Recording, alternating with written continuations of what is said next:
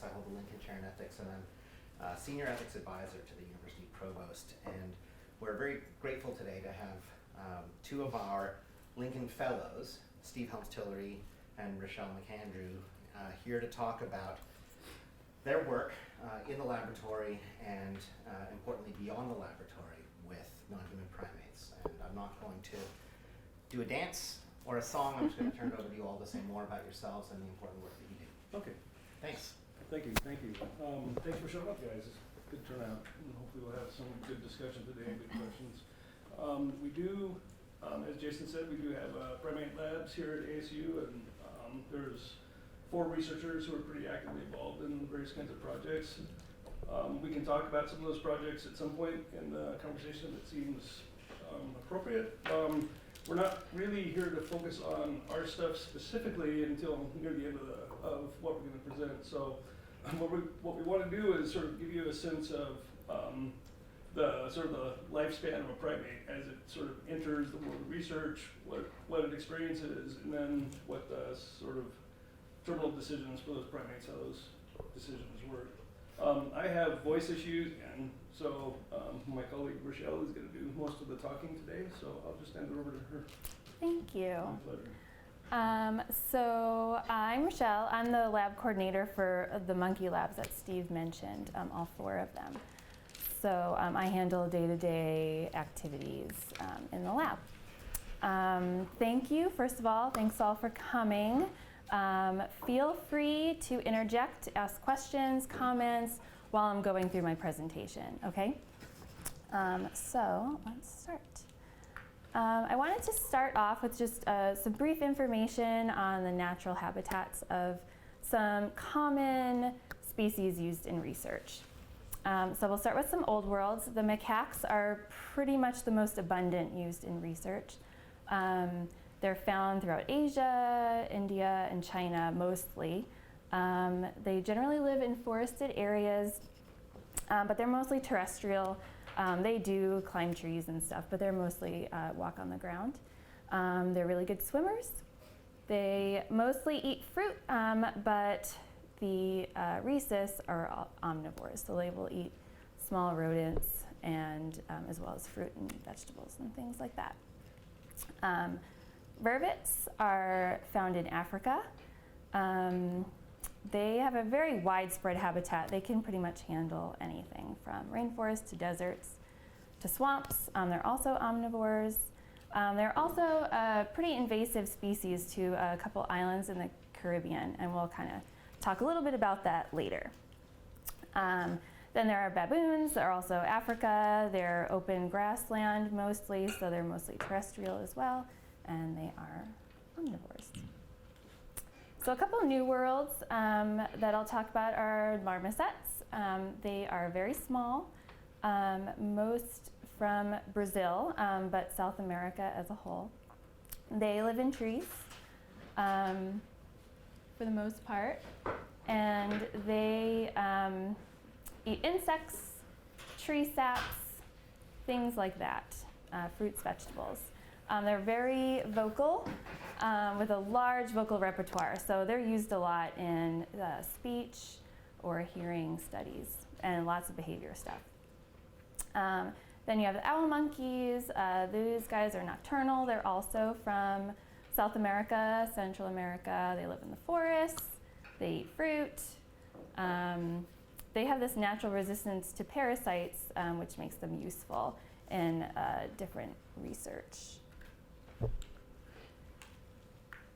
Okay, so why do we use non-human primates in research? Lots of reasons. So they are used in a variety of fields. The pharmaceutical industry will work with monkeys to develop different drugs, treatments, medications for different diseases. The biomedical industry, they investigate and develop treatments for spinal cord injuries, paralysis, prosthetic limb use, things like that. Behavior and cognition is useful to use primates to investigate the roots of human behavior, and also to learn more about that particular species. The more you know about the species you're working with, the better models you can develop for various different things.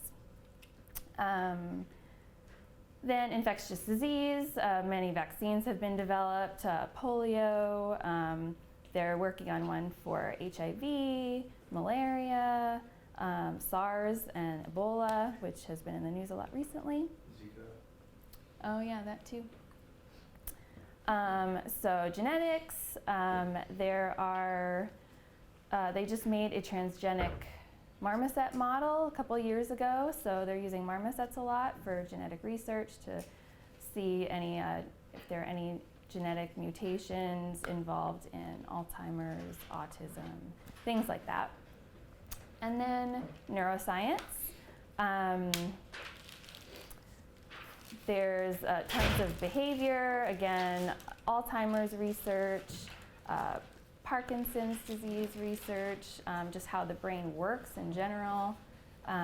So that is all of that. So now I'm going to kind of switch and start talking about the life cycle of a lab primate, and we'll start at acquisition. Generally, labs get them from 3 types of places. Commercial breeding facilities is probably the most common. These are places that will breed monkeys specifically for research. They're usually housed in large groups or pens, mostly outdoors, but they can be indoors as well. Other research labs, sometimes when they're done with studies, they can sell them to other labs or use them for another project.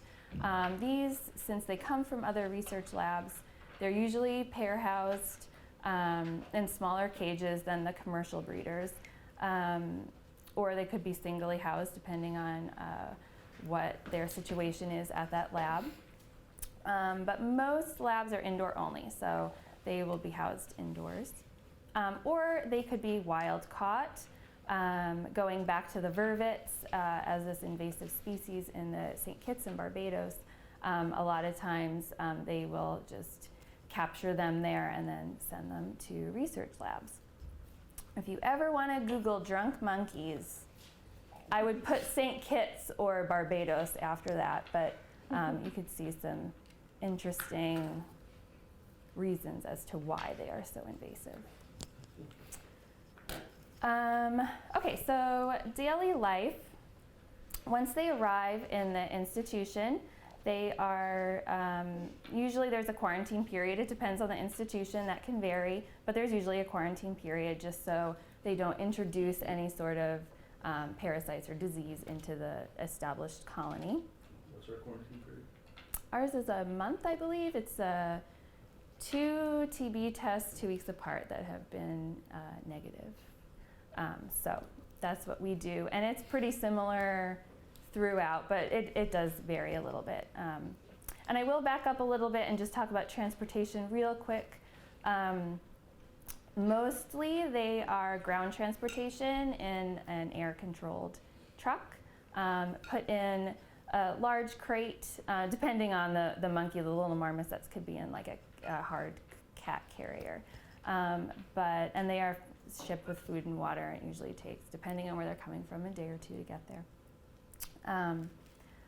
So they're usually housed in labs in small groups or pairs. I have a picture kind of each. So that first one is a normal pair housing situation. That cage is about standard. They usually have more than just that one, especially if they're pair housed. And then that cage? I don't know because it's not ours.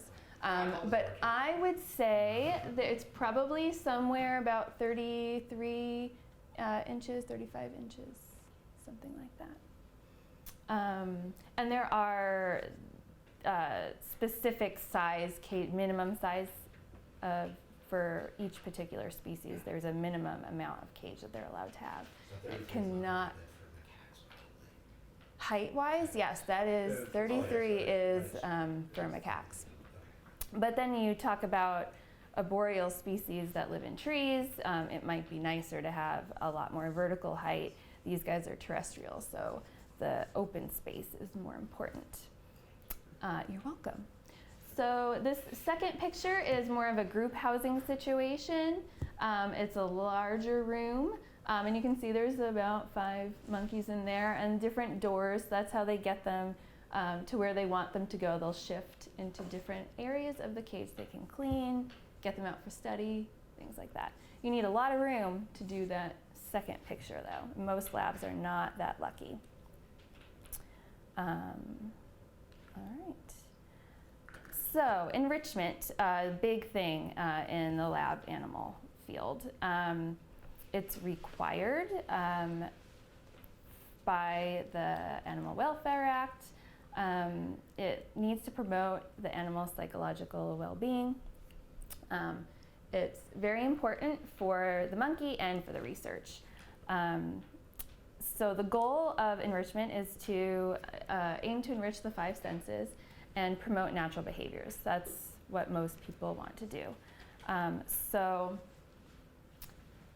the pictures there, you see that first one, a nice large room with lots of climbing structures so they can get that vertical height.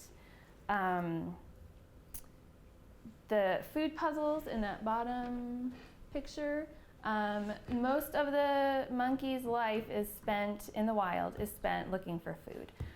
So if you just give them a bowl of food, it takes them, a minute to eat it all. So you're not really creating this natural foraging behavior. So a lot of people will put them in these food puzzles or spread them out throughout their cage in some sort of substrate to make them work a little bit for their food. Also manipulanda, so different textures, different weights of just toys they can hold, carry around, move around. So that top picture right there, there's a couple different things. And then reflective surfaces they love. So there's a monkey with a mirror right there. They use it to look at themselves, to look at the world around them. They're in this cage, they can't really see everything, so they'll use that mirror to kind of get an idea of what's around the corner or what's, something along those lines.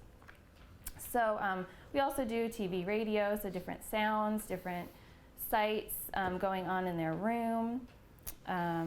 So just a lot of different things. A lot of people have fun with what they can do with enrichment. And I would say the TV is going to be pressing because they tend to act like couch potatoes. Just sit in front of the cage and look at the TV. Sometimes, some of them don't even watch it. I think it's more for human enrichment, really, or just some background noise. So, can you talk a little bit about what happens when they're not enriched? What kind of behaviors they start exhibiting and stuff? Sure. So it's a big problem. It's not a huge problem anymore because most labs do this enrichment, but they can get bored very easily, and you'll have some stereotypical behaviors, which are, there's a huge variety of what they can do. So it could be just sitting there and rocking, like they're in a rocking chair. You want to demonstrate them? No. I thought that's what you were going to do. Or pacing, that is the most common, where they just walk back and forth in a repetitive motion, just over and over and over again. Self-clasping, where they just hug themselves or each other. There's self-injurious behaviors, well, they'll bite themselves. They could actually puncture, pull their hair out. There's all sorts of bad behaviors that they will end up doing if they are left with nothing to do. So enrichment is very important to give them things to do, and so they're not just sitting there bored. The best enrichment is another monkey. So social housing is really your number one thing you want to do. So, good? Yeah. Okay, so moving on to research. So it really varies based on the field that you're in, what they are going to be what their daily life is in this research project. So I kind of organized these slides. This is mostly research you can do while the monkey is still in their cage. So a lot of pharmaceutical, infectious disease, genetics, things that require like blood collection or have surgical ports to access different parts of the body, topical applications. So a lot of drug research can happen just in the cage. So with this, I'm showing that you can do these things without sedating the animal to take them out of the cage to get blood. You can train an animal to voluntarily present their leg to collect blood. That bottom picture, he trains his animal to just apply some topical thing on the head. You can train them through positive reinforcement training to pretty much allow you to do a lot of things that you don't have to physically restrain or stress them out. That middle picture, that monkey on the right, I don't know if you can really see, he's wearing a jacket. So possibly he has some sort of port that they're trying to cover up so he doesn't mess up, trying to get maybe to a blood vessel or something along those lines. So he'll wear this jacket so he can't rip anything out, but then when you need it, you can just unzip a little part of it and access whatever it is you're looking for. So most non-invasive you can be for the things that you're doing with this kind of research. Okay, so for the fields in psychology, neuroscience, just other behavioral fields that are doing cognitive tasks, they mostly need to come out of the cage. And usually some various restraint or implant devices may be required depending on what the research question is. So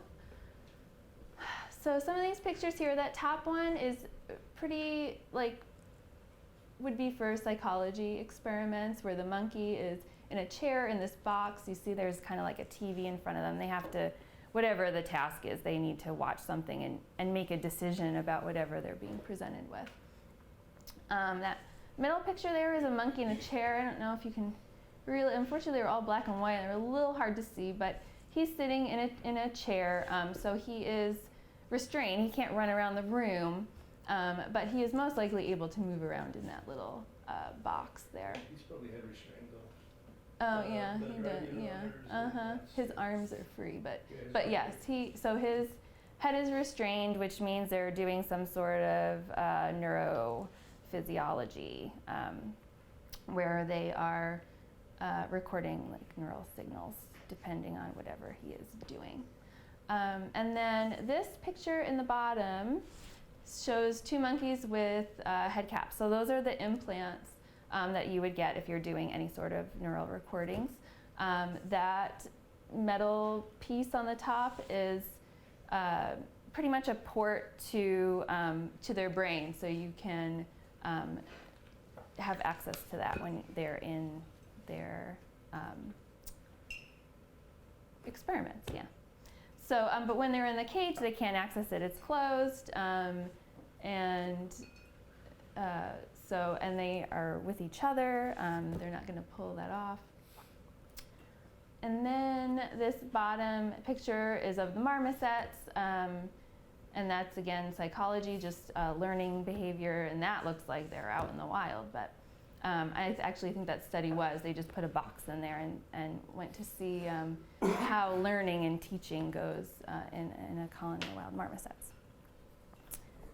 So, okay, so you take a monkey out of the cage. How do you do that safely for everyone involved? There really are two ways. I'm just highlighting one right here, but the first way is if you just have a smaller box, a cage or something like that, that you'll attach to their cage and then train them to just enter that smaller box. And then you'll close that off and you can take that box to wherever it is that you're going. But a lot of times you have them in a chair, and that picture I showed you earlier is of a monkey in a chair. So this is how you get them in that chair.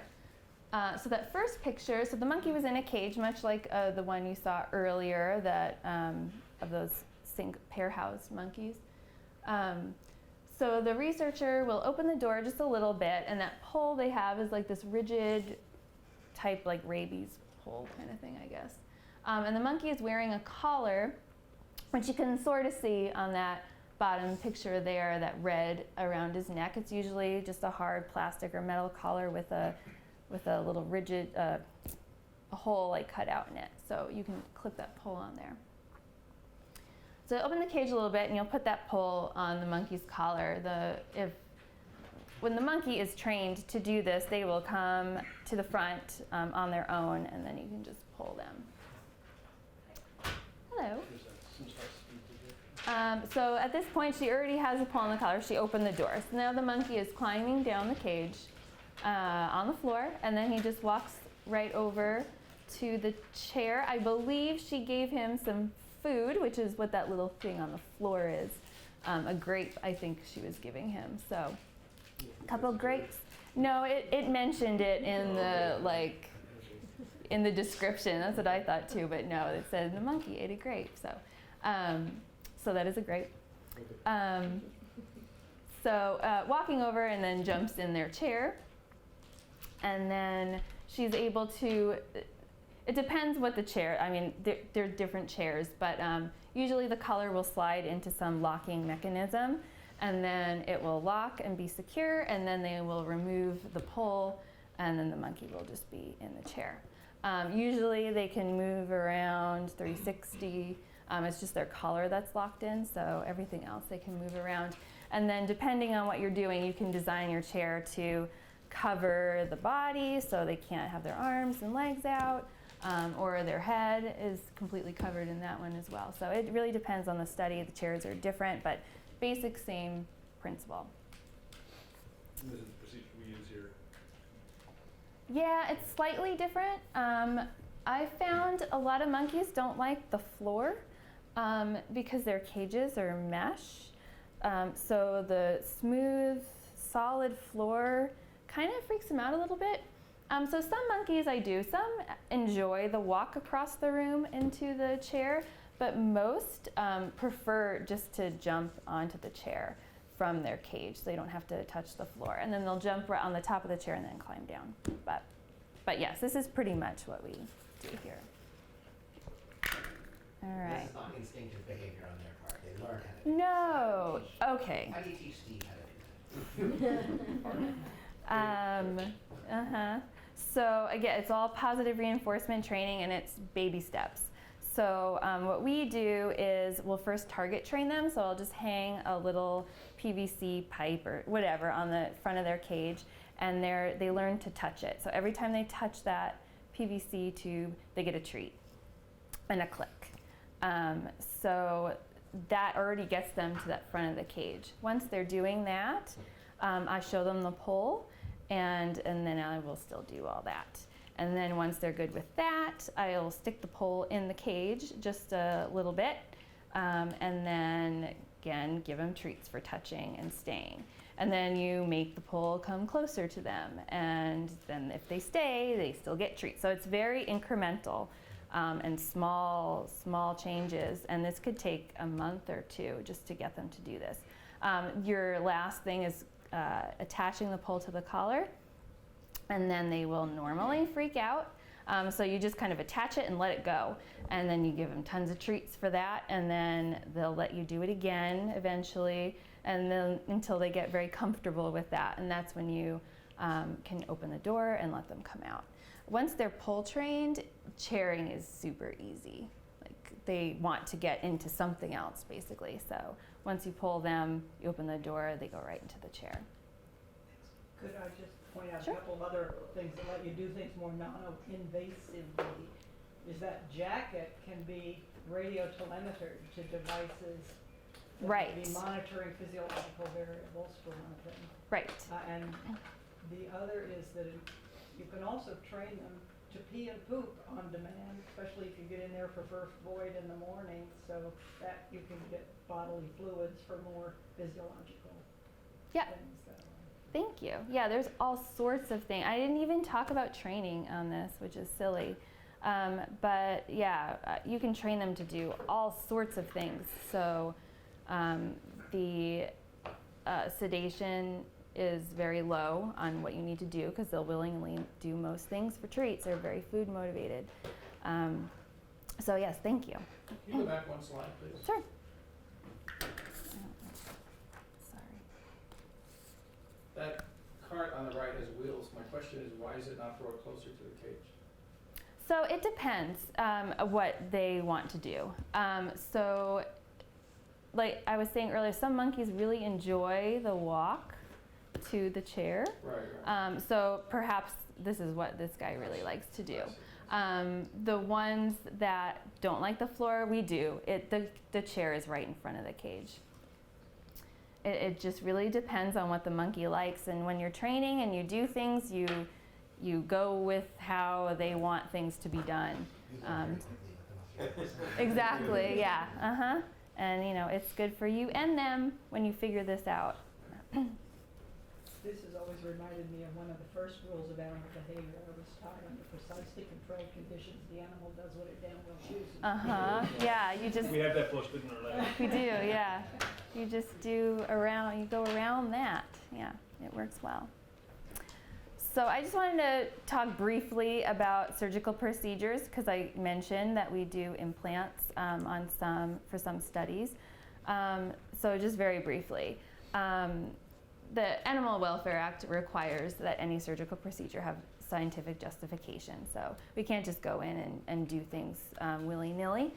We need justification for it. And I didn't even talk about regulatory procedures, but it needs to be approved by the IACUC is the institutional regulatory body, and then there's the USDA is federal. So there's a lot of regulatory processes and permissions that you need to get to do things.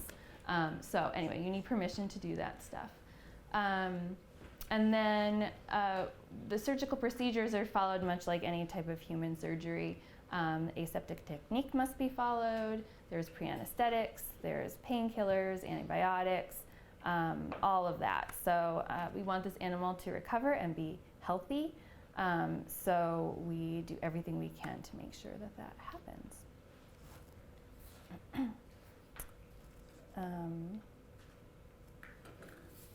So I didn't skip a slide. Okay, so collected all our data, everything's great, and now we're done. So the PI has some choices to make on what to do with this animal. And really they are, does the animal live or does it need to be euthanized? And those can be easily figured out. Not a lot, but some research studies require histology. So the animal needs to be euthanized. If we want to look at some sort of tissue, some effect of some sort of implant on this tissue, we will need to euthanize the animal and do tissue harvesting. But we don't necessarily always have to. If they are, behavioral experiments or lots of different experiments, you don't need to do any sort of histology. So then you have this healthy monkey, and so what do you do with this monkey? So there's two things you can do at that time. You can either still euthanize because you can't use them anymore, you're done, or you can sell to another lab or use on another project. But that comes with its own set of difficulties. Yeah, I have a question. So, say you do like pharmaceutical experiments on monkeys or genetic alterations, then I would assume after the studies ended, this monkey's genes pretty messed up, right? So would that the normal process be euthanized, or is it still allowed to sell the monkey to other labs? So you need to be, if you didn't have to euthanize this monkey, and I don't do that kind of research, so I can't honestly answer that, but you need to be forthcoming on what that animal was used for, what was done to them, and if there's any lasting effects. So you need to tell people that. And then it depends on that investigator if they care or not, if that's going to affect their study. But, so yeah. So would it get to the point that if you cannot find another buyer, then you have to end up euthanizing the monkey as well? Maybe, yes. So those are, yes, that'll be an option. So as I said earlier, you need permission to do any sort of surgical procedures. There is a limit on the amount you can do on one animal, and for very good reason, I would imagine. So you can try to do more, and you have to like submit all these reasons and things like that. It could take a long time, and is that really what you want to do? So, Rachel? sorry. That's okay. What is that limit? I believe it's 1 or 2. I mean, there is a limit. You need scientific justification if you want to do more. The procedures need to be all related to each other. So you can't just use an animal and do this procedure and then sell it to someone else, do some other procedure and sell it. So any series of experiments of surgeons have to be related to each other for a single goal. And if you're going to switch the animal, like sell it to another person or give it to another, the USDA approves those on a case-by-case basis. They look at what has the animal been through and what will it be used for, and that can be, as we know, a several-month process, even if it's staying in the same university, to approve or deny that, and it's definitely not a rubber stamp. So even though, yes, the animal can transfer among individuals, it's very restricted because they don't want it to be slowly parted out or go through all these things. If it's used just for a behavioral experiment, then it could be more easily transferred to a study where it's going to have perhaps a surgical procedure. But. Someone over here.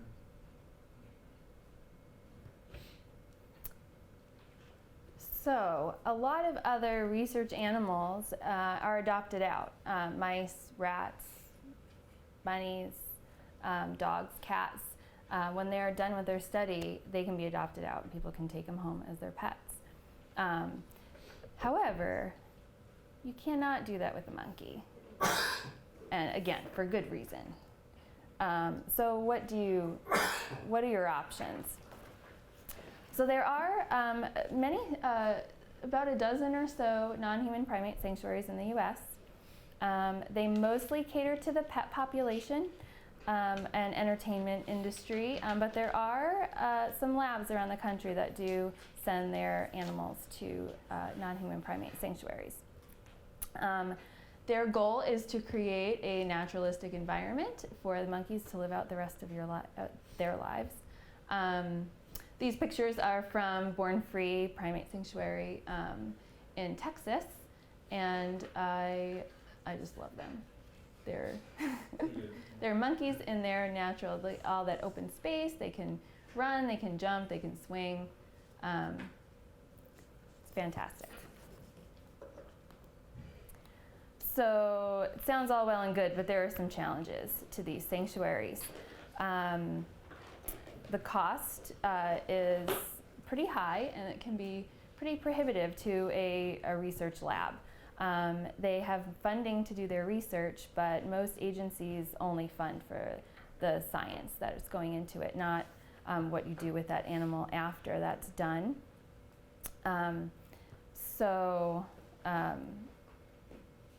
And then the sanctuary needs that money. I mean, they're not just trying to charge money. They need that money to care for that animal for their life. They could be living another 20 years after that. So, it could be anywhere from 10 to 20 grand that they're requiring for this animal. That is, a lot of money, but they need it. You don't want a sanctuary to go under because they can't afford the animals that they have, which has happened in the past. So, a lot of sanctuaries now are very aware of that, and they need that money. Are the sanctuaries, I hate to use the word regulated, but is there oversight on the sanctuaries? I think of orphanages, where they take people and they don't feed them, and it's yeah, not necessarily. or something. Yeah, not necessarily. So again, the researcher, if they choose to go on this route, they need to do their research. There They're not regulated like the science community is. There are sanctuaries that can go for accreditation. There is an accrediting body of sanctuaries, so you can look and see, how are these sanctuaries approved? What do they follow? What rules are they abiding by? But yes, someone can just open a sanctuary and run it, and there's no regulation to it. So you just need to look into that. Yeah. But it's not going to be a big money enterprise. No, yes, no, yeah, not at all. And these people are probably very well-meaning, but yeah, you just need to know they know what they're doing, pretty much. Did you say Born Free Primate Sanctuary gets their primates from like labs? Or where do they get there? Some of that. Every sanctuary is pretty much the same. It's mostly pets. Okay. Mostly pets that have been surrendered or confiscated by the authorities and sent there. A lot from the entertainment industry as well, and some labs. Has ASU ever sent primates to a sanctuary? No, No. not as of yet. But We're trying. It's a work in progress, I'll say that. That's not quite true if you include zoos as That's trans. Oh, that is true, you're right. we You're sent right. the verbiage. I should say who I am. Yeah, You're sure, right. yes. I'm Leanne Nash, retired professor of anthropology from Shesk, and I had a small Gallagher colony, nocturnal prosimian primate for On several Price years. Road. And have also done field and captive work on chimpanzees and the roots. So, two of I was them had doing to it close just the because of Gallagher colony Uh-huh. down. Some of them went to the Phoenix Zoo, which unfortunately one of them was dead within a couple days. Oh, that's really sad. So trust and research on what the animals Yeah, it's are for doing. sure. I did not know that they went to the zoo. That's awesome. We sent that verbiage to one of those Mhm. wild Wildlife. animal parks or Yeah. whatever. Mhm. Yeah. Okay. So I got ahead of myself and I talked a little bit about the choice in an earlier slide, but that's all right. You got the gist. And then, so then another issue, which I'm not really going to touch, we can if you guys want to, but sanctuaries might not have the space. There's a limited amount of them, and even if you have all the money in the world, if they don't have room, there's not going to be room. Can I ask just a quick question? You mentioned before that the funding agencies are going to provide funding for while the work is being done, the scientific work. Mm-hmm. And then if you want to contemplate maybe a transaction with another laboratory and you have to go through USDA, who's paying for the upkeep of the monkey in the meantime? That particular PI. Okay, So it's still coming out of their funds. which right. are finite. Right. So this is a situation where you've got scarcity of resources, both financial, emotional, and animal, Right. at least. Right. Okay. I mean, and this PI can work it out with whoever's buying them and make them pay extra to then cover that cost too. So there are you allowed things. to include these kind of costs when you're submitting a grant anyway? Well, Yes, you can submit anything in a whatever grant. you want, but Yeah. I can tell you, retiring your monkey for 20,000 is just gonna get cut right off the budget. That doesn't pay for the science. Yeah, But although unfortunately. There's a push, there's a couple people at NIH who are pushing to sort of make some changes to that, to talk about what happens after the study, so that, they've taken responsibility for purchasing this animal, housing it in a laboratory, doing all these things to it. Let's let it have a nice retirement, so there's some movement that direction, but right now it's not an item Yeah. on your budgets. Yeah, it's Other than maybe for apes. For apes, yeah, for apes. right. Yeah. Right. Are the budgets funded, I'm not on the research side of the university, but in the primate lab, are the budgets funded on a project by project basis, PI gets it? Or are there higher level foundational or other types of funding provisions that address the general infrastructure and ongoing operations within the lab? Not particularly. Almost all the funding comes from research projects, specific research projects. And then a good chunk of the funding comes from startup packages for the faculty. Right. So, get a bolus of, say, $250,000 to spend in 3 years to start your research enterprise. So that also pays work. But institutionally, Dale can speak more to this, with the institutional use of resources for the Well, definitely the university's infrastructure is supported by the university and not by the PI. And certain things, clinical care is all completely supported by veterinary staff. We don't charge research. We don't want to say, oh, that'd be good, but that's a little expensive. I want a cheap route. You know, we make the best decision based on veterinary needs, and we cover the cost. So as yes, the infrastructure, yes, but for the actual use and housing and research, it's PIs. They pay a daily fee for food and housing? Mhm. What's typical for a primate? Can you get a little bit louder? I didn't quite hear. The daily fee for the primates? What's the per diem for a bird? So, for the macaques, it's $13 essentially right now. Currently, yeah. Currently. 30? And 13. and vervets are cheaper, and marmosets Well, we cheap don't still. we don't have vervets right now, so I think they were the same. I think they were the They're same. similar stuff. Marmosets are cheaper. I think are they like $5 Per day. per day per animal? And Yeah. that is being reviewed because the Right. cost is considerably higher than that. So again, if you want to get infrastructure support, is that the per diem charge does not cover the cost to It maintain those subsidizes it. Yes. Subsidized. Right. Okay, that's Yep. helpful. Mhm.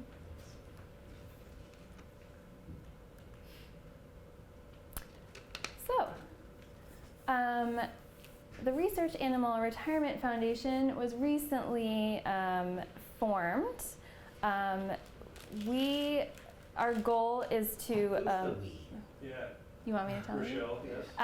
Rachele. Myself, Steve, Jason, and 2 other colleagues of ours have started this foundation. Our goal is to raise the necessary funds to send lab primates to sanctuaries. Not just ASU, any lab throughout the country can apply to us for funds to send their labs to sanctuaries. And if you visit this website, you will be the first person. I know. It was live yesterday, so check it out. I don't want to talk a lot about us, but our goal is to educate other labs around the country too on all, proper enrichment training. Sanctuaries want a well-adjusted monkey, and science wants a well-adjusted monkey. So we want to put all sorts of resources on there for other labs to follow these things, and it'll be easier, hopefully, to send to sanctuary. Monkeys want well-adjusted monkeys. Monkeys want well-adjusted monkeys, yeah. So we aim to be support for labs, but we also want to educate the public on animal research, what really goes on, how we are regulated, any questions they might have. We just want to be a resource for the general public and the lab community as a whole to just help people understand what is actually going on. This is the URL. I'm sorry. Go ahead. No, go ahead. This is the URL. That is the Yes. URL. That's how it reads. Yeah, for now. We're not spending money on domain. Yeah, this is a This is free, free. yeah. Yeah. I see. Are you forming a .org or something? Yeah, it'll be rarfoundation.org Okay. is what it's going to be. And is it been approved for 501c3 status? It hasn't. But it's in the works. It's in the works, yeah. So, it's not tax deductible right now, but we are, an approved nonprofit in the state of Arizona. We're just applying for nonprofit status, yeah. Did you say RARF.org or? It'll be rarfoundation.org, but this is it currently. And you have to enter the /RARF, otherwise it won't find it. Yes, you have to enter all of that. And it's not good on the mobile yet. It is. I mean, you can look at it, but it's all weird. Maybe you have another slide that's going to say this, but I want to emphasize one of the key points, which is that end-of-study decisions don't need to be end-of-life decisions for non-human primates. Right. And that's really what you're trying to emphasize here, that if we can treat monkeys as well as possible during the research enterprise, and then afterward as well, then we'll be doing better by the monkeys than we would be if end-of-study meant necessarily, or just about necessarily, more study or euthanasia. Right. Exactly. It's also beneficial to the staff if you have staff that spend time caring for these animals long term, the end of the study, the animal gets to go to sanctuary, and then your staff doesn't, you know, compassion fatigue and things like that they don't have to deal with any longer, so. Yeah, for sure. One thing I haven't heard mentioned, I don't know if you're at the end of your. I am. Oh, So okay. yes, it's open for discussion. Is collaborate, and then collaborate some more. Mhm. And NIH, so the primate centers used to have a facilitation of that sort of thing, and I'm not sure if they do anymore. I'm not up to date on that. But I mean, if you're drawing a vial of blood and there's some biological anthropologist who could use some information, can you take one more small vial of blood? Or semi-annual health checks. Can somebody come measure their lengths of their limbs to get, particularly if you've got onto genetic sequences. There's just all kinds of folks out there who would die to know about eruption sequences of teeth. Just all kinds of things.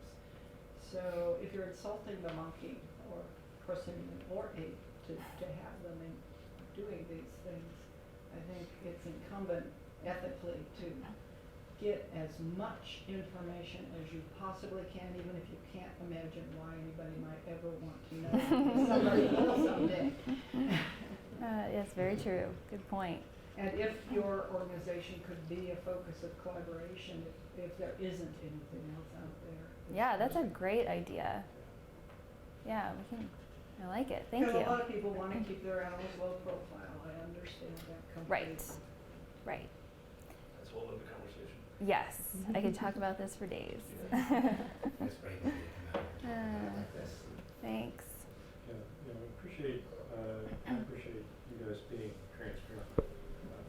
That's so much better than some of the institutions, universities that we hear about hiding what they're doing, which can't be useful to. What about if there's not enough time today? What about further sessions on the ethics? Because we really didn't explore that. So Right. I think that's an excellent idea, Bob. I would love to do that. I know you've asked for it before, and I haven't followed through, but I think with Steve and Rochelle, we should be able to, and Karen Ellison as well, who runs the ethics program in the School of Life Sciences. We've got Dale Leonardo here. We've got excellent folks in the room who might be able to help with this, and I think that would be a really good thing for us to actually maybe spend a series, whether a semester long or a year-long series, focused on some of the, let's call it animal welfare and the progress of science, or something like that. Exactly, but we could do something like that and actually have focused discussions, if that would be valuable to folks in the room as well. For what it's worth, one of the reasons I got really interested in this stuff is that when I first came to ASU, there was one monkey lab that had been receiving requests for information under the Freedom of Information Act about the treatment of non-human primates, and there were other labs that were doing equally invasive work that were in fact more public about it, but were not receiving those Freedom of Information requests, and I found that really interesting. Steve's was one of the labs that was not being targeted, and so it suggested to me that there's a real strong sense amongst folks who are opposed to animal research that there are better and worse examples of animal research. Rather than blanket opposition, there are degrees of opposition. And so I was really fortunate. Rochelle trained me on the protocols with the vervets when the vervets were in town, and I got to be involved with everything. And going back to this compassion fatigue issue, that was really important. And that particular study was a terminal study. Yeah, it was Study Parkinson's. with, Yeah. with perfusion, euthanasia, and histology and so forth. And it was unbelievably demanding for everybody involved, and sort of being in there with the researchers as they were doing the work, actually being there, comforting the monkey at the end of the monkey's life. This was incredibly moving and important for me. It gave me a new appreciation. At the same time, I still recognize that there's a lot of controversy about this stuff, and I think it's great if we can create spaces in which we can talk productively about best practices. And I totally agree with you. One of the things, Steve at one point said something, we were walking across the street from Fulton, And Steve said he was so glad to hear that he was allowed to talk about his research rather than just hide it under the rug, because he's actually proud of what he does, and he sacrifices the smallest possible number of animals, actually engages with the smallest possible number of animals to get the results that we get. And so there's something to be proud of, even though you recognize full on that this is Controversial, so yeah. I think it'd be it could be a very fruitful conversation, to be honest with you. And, We'll probably have to have it over vegetarian lunches though. Perfect. can we split the table like burgers? Yeah. Yes, we'll have like frugivores on one side and on the other. Okay. I Perfect. think we should eat what the monkeys eat. Oh, You don't Frozen want grapes. to, Frozen grapes. yeah, exactly. Yeah, I think that's a great idea. Today really is to give everyone a background, since most people don't really know what goes on, but the ethical considerations are important. This is ethics, and so and this is very interesting, and I'm glad and I want to be involved, by the way, in further ones, but I did think I thought we were going to be discussing some of the ethical implications. Well, we have there's only so much time. 9 minutes. Under there. We can It's still. all, so we still got time to serve said. I mean, you brought up some nice ethical issues, and I think Rachelle's whole idea behind the Research Animal Retirement Foundation really forces us to address a serious ethical issue about the distinction between end of study and end of life for non-human animals. That doesn't raise the question, ought we be doing animal research at all? Well, that's If a you Right, do that, yeah. issue. But we did There's- not call this session, ought we to do animal research at all, for that reason, because we could spend a year. Oh, absolutely, absolutely. I think it's a good idea, Jeff, right? Yes. Yeah, to jump right more back into this over the coming months. I'd like to help in terms of the development of any materials. I've done a little photography. I love animals. I love a lot of things, but I have some really great pictures of animals, primates particularly, that I would be delighted to have incorporated in any of the Right. presentations. I like it. So who Awesome. wants to jump on Rachele and Steve with questions or comments? Yeah, I have lots of questions. Okay.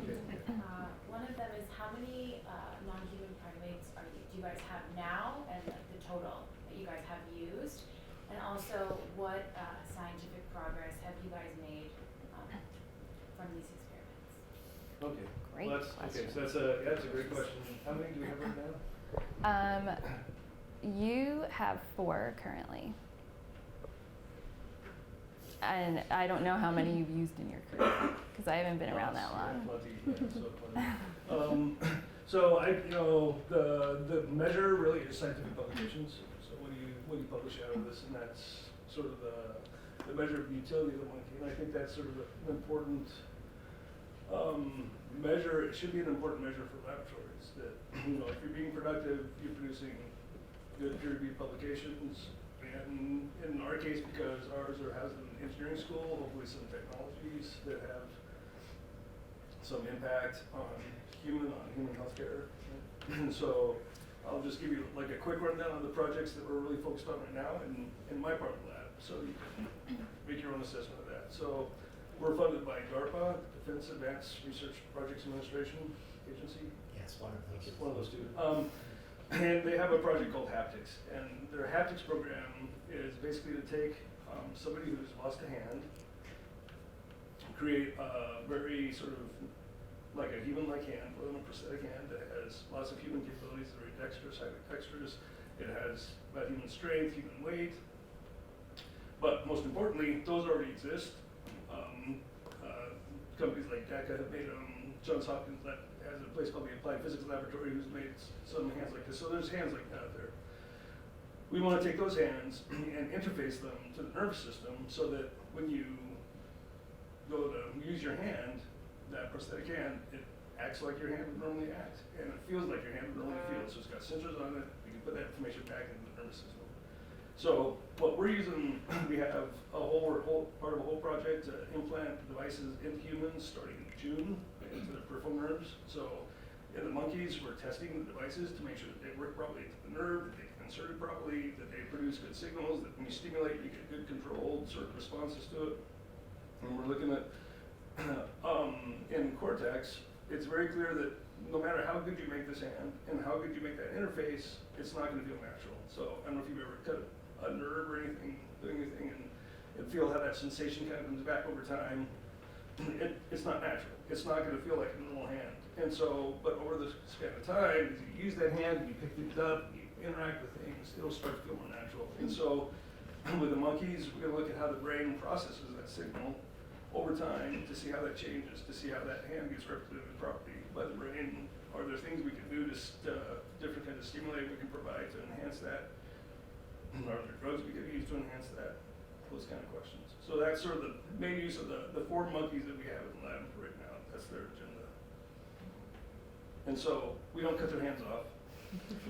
To do a prosthetic hand with a monkey, we teach the monkey to use a virtual hand and operate in a virtual environment, and then we can have him control his virtual hand. As the virtual hand touches stuff, we can play sensations that would correspond to the robotic hand, make the same kind of contacts. So you're interested in things like texture and weight and all that, like, and heat.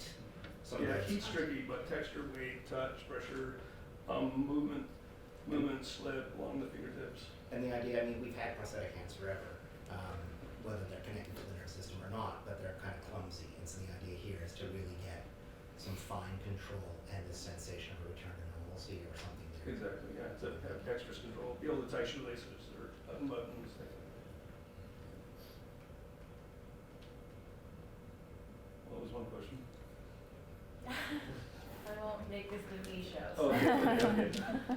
To get a better picture, so what is a normal or acceptable ratio of, I guess, publications out of number of monkeys?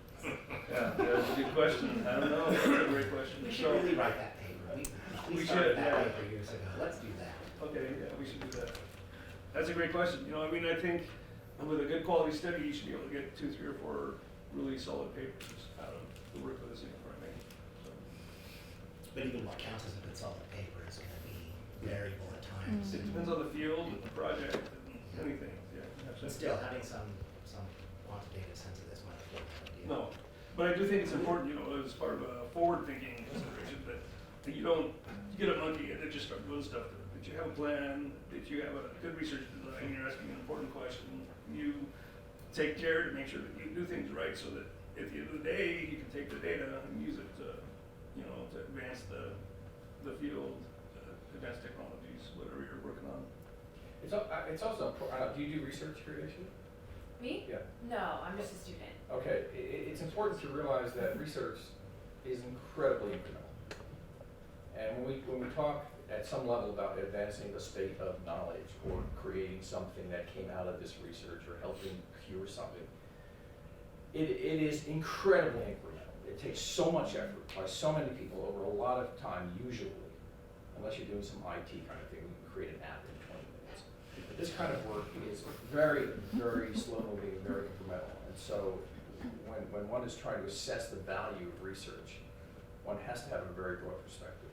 That's I don't do research, but that's my understanding of how we should be looking I at it. certainly agree with that,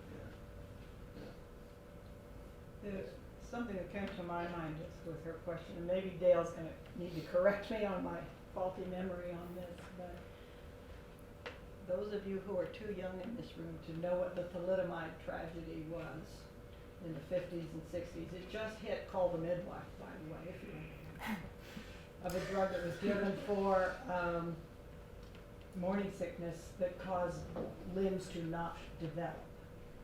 Armless, legless babies. And if my recollection is correct, Dale, it was animal testing of the wrong animal model. That they didn't really test it on primates, Well, but rodents and dogs. that's right. It actually hadn't been tested in pregnant animals. So that was the beginning of testing for transgenicity, sort of historically. So it had been through a number of things, but it hadn't done that. It's not just the number of publications, which I agree is important, It's the but impact, the number yeah. of lives impacted. Yeah. Any last question? Yeah. Are there services for the people who are working with these monkeys when you're talking about like concussion? I mean, I know that there are resources on campus for people to go to in traumatic experiences, but is there one specifically for this? Can I answer that question? Do you mind? No. Go for it. You don't mind, or no, I can't answer? No, you can answer.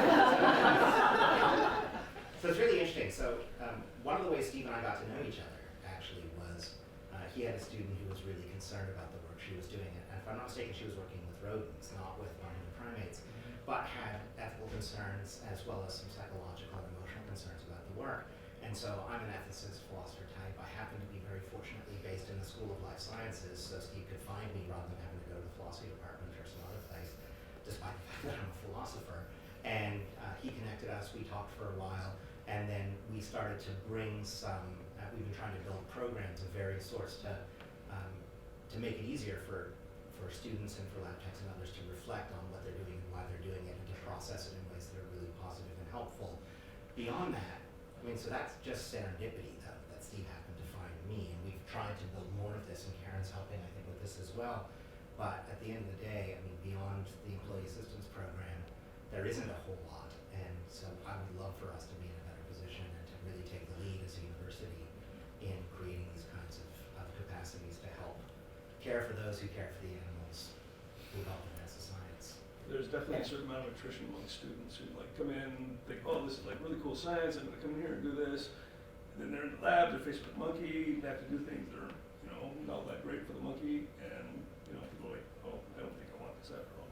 So, yeah. If I can add something, as the director of animal care program, one of my big issues when I came on board was, one, to have an open ear for people's concerns, but more importantly is to try and empower our staff.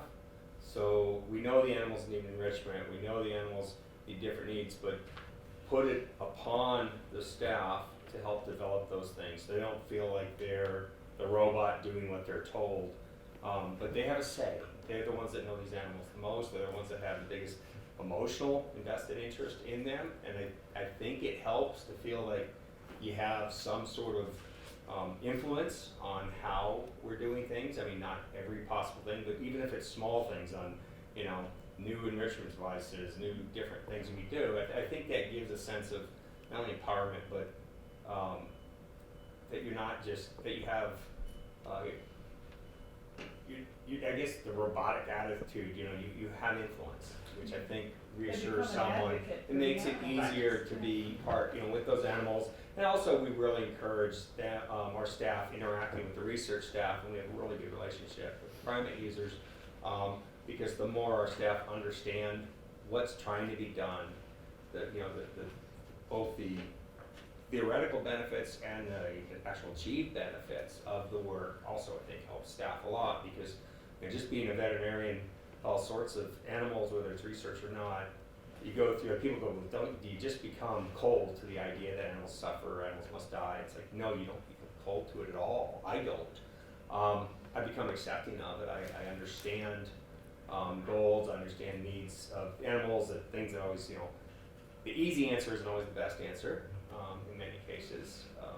You know, for anything, it's not the best answer even for the animal. You know, you see too many people that hold on to that dog at their home until it takes its last breath, and you know, maybe that can be fine if the animal's not suffering. If the animal's suffering, you know, shortening its life by a few weeks could be eliminating the majority of its pain in its lifetime, because it's in those last few weeks. So yes, it's not an easy decision, but it's the best. And so, a long answer, but the idea is to get the staff involved, listening to them and being aware of what they're doing and why they're doing it. You can't just be in there saying, just do this. That doesn't work.